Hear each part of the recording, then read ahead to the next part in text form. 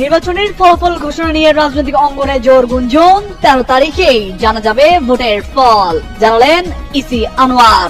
দেরি হতে পারে দুর্গম এলাকায়।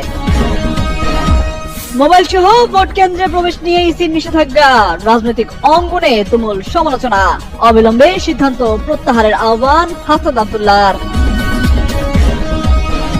জাতির উদ্দেশ্যে ভাষণ দেবেন ডাক্তার শফিকুর ও তারেক রহমান। দেবেন নির্বাচন নিয়ে বার্তা।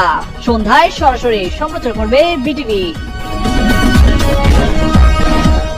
হেফাজতের ভোট নিয়ে বিএনপি জামাতের টানাটানি।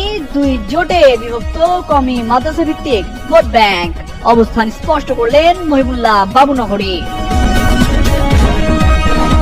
জাতীয় পার্টির ঘাঁটি রংপুরের শক্ত অবস্থানে বিএনপি জামায়াত। ভোটারদের মন জয়ে মরিয়া জাপার প্রার্থীরাও। হাড্ডাহাড্ডি লড়াইয়ের আভাস।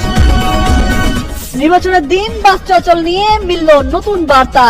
বিকেল পর্যন্ত বন্ধ থাকবে অধিকাংশ বাস সার্ভিস। রাত থেকে স্বাভাবিক হবে পরিস্থিতি, জানালো বাস মালিক সমিতি।